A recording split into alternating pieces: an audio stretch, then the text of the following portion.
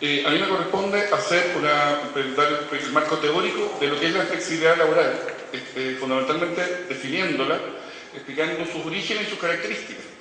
A la gente que provenimos del mundo de izquierda, cuando uno habla de flexibilidad laboral, inmediatamente tiende a satanizar el concepto.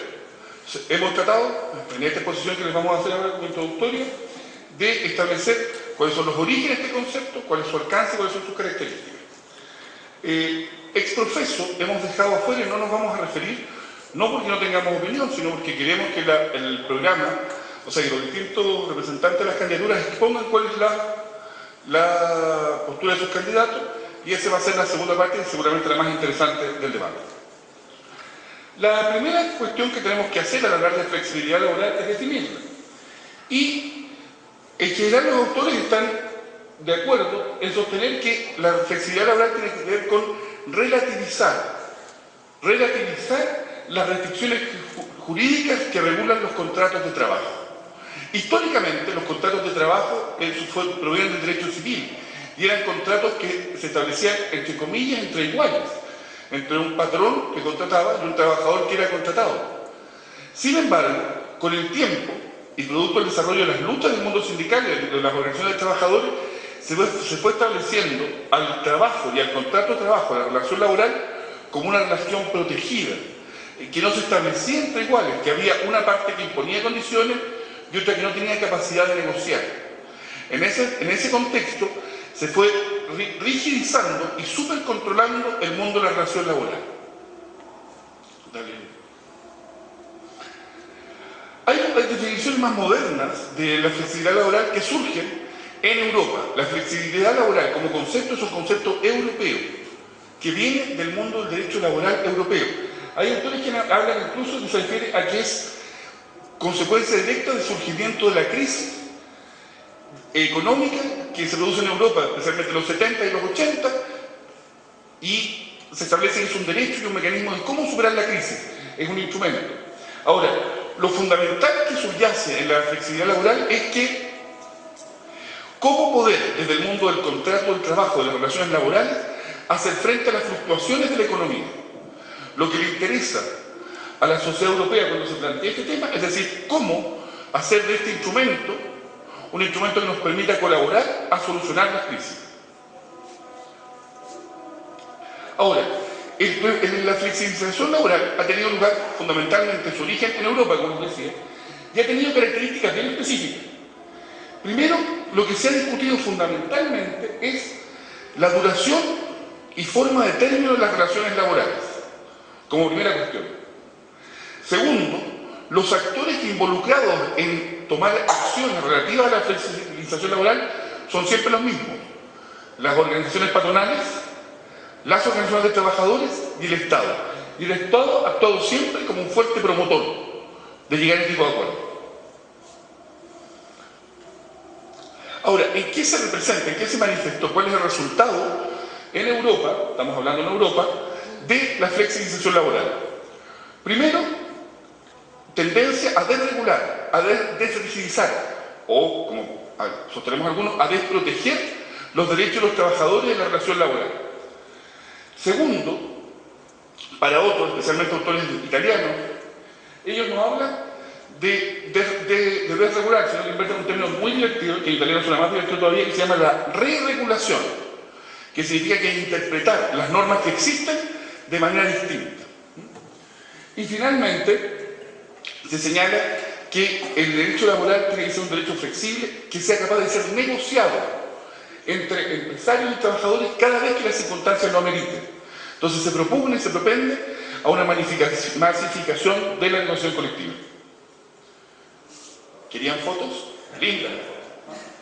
Tipos de flexibilidad. Se habla fundamentalmente de 4 tipos de flexibilidad. Flexibilidad en el tiempo de trabajo, la flexibilidad funcional, la flexibilidad salarial y la flexibilidad numérica o externa. La flexibilidad en el tiempo de trabajo tiene que ver fundamentalmente con fomentar las condiciones horarias del trabajo de los asalariados. Es decir, ser capaces de que empleadores y trabajadores se pongan de acuerdo y establezcan distintas jornadas a la típica jornada de 8 horas, ya sea reduciendo la jornada de trabajo, duplicándola en algunas épocas, donde la demanda aumenta, etc. Tiene que ver fundamentalmente con eso, con horarios de trabajo y cómo poder negociarlo, incluso por trabajador, incluso por grupo de trabajadores e incluso por empresas de un sector determinado. La flexibilidad funcional es la flexibilidad frente a la función que el asalariado desempeña en la empresa. Lo que le interesa a los que defienden la flexibilidad laboral tiene que ver básicamente con que un trabajador pueda desempeñar diversas funciones. Eso en general los trabajadores lo aceptan, señalando eso así, dejando muy clara que no puede haber una disminución de las atribuciones de los beneficios que tiene un determinado cargo, ¿no? Entonces es cierto que un trabajador puede cumplir determinadas funciones, pero dentro de cierto ámbito o rango mínimo que se establece de común acuerdo. Después se habla de flexibilidad salarial, que tiene lugar cuando parte importante del ingreso base de los trabajadores está asociado a su rendimiento. Ahí también se establece criterio de flexibilidad. O sea, los trabajadores no ganan solo en función de un sueldo fijo, sino que cada vez con más intensidad se están aplicando retribuciones remuneracionales a rendimientos individuales o colectivos de los trabajadores. Y finalmente, la más importante, la más trascendente es lo que se denomina la flexibilidad numérica, que definida básicamente es la posibilidad de los empleadores de modificar el volumen de trabajadores que existen. O sea, el despido. Básicamente el despido. Ahora, un tema de gran importancia dentro de esto, y lo que lo hace lo más interesante, es el caso del trabajo precario, o la mano de obra precaria o el empleo precario. Los autores no hablan de empleo precario, sino que hablan de trabajo atípico. Y señalan que son formas o modalidades de empleo que no se originan como consecuencia de un contrato de trabajo normal, entre comillas, indefinido y a jornada completa, sino que tienen una enorme otra variedad de... En Europa, que es donde surge la flexibilidad, repito una vez más, el trabajo precario es una constante que viene increciendo desde los años 70. Fundamentalmente, ocupados inmigrantes de los países del este o del norte del África, y todo lo que tiene que ver con la participación en el mercado laboral de la mujer y los jóvenes. En este caso, se expresa con mayor fuerza el criterio y la impresión de los empleadores de contar con un contingente disponible al que puedan echar mano según las necesidades que tengan.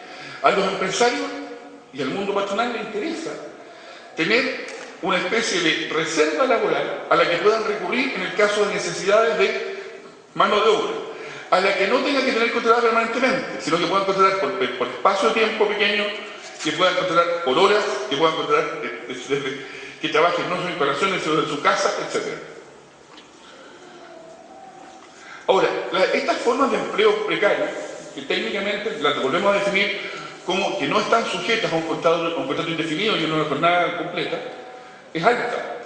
Por ejemplo, representan el 20% del empleo de Dinamarca. En Gran Bretaña, Países Bajos y Suecia, el 10% y el 5% en Alemania y en Italia. Vamos a hablar ahora, muy brevemente, de la flexibilidad laboral en América Latina. Los primeros conceptos de flexibilidad laboral, las primeras tendencias, llegan a América Latina en los 80. Lo que no es casual, porque vienen de la mano de las políticas neoliberales instauradas por las dictaduras. Ahora, los que justifican la flexibilidad laboral dicen eso fue solo una coincidencia, porque en el fondo las necesidades en América Latina empezaron a ser siempre la misma que en Europa. ¿Cómo enfrentan los empresarios latinoamericanos la necesidad de competencia con un mercado laboral extremadamente rígido? Ahora, hay sin embargo una cuestión que es una diferencia fundamental y de partida. En Europa, la flexibilidad laboral y las medidas que se han adoptado en relación a ella son medidas que tienen que ver con la participación de empresarios y sus organizaciones, trabajadores y Estado. En América Latina fue una imposición unilateral de los Estados. Acá no se discutió en mesas tripartitas o ni siquiera bipartitas el tema de la flexibilidad laboral. Se impuso, porque lo impusieron los gobiernos de turno.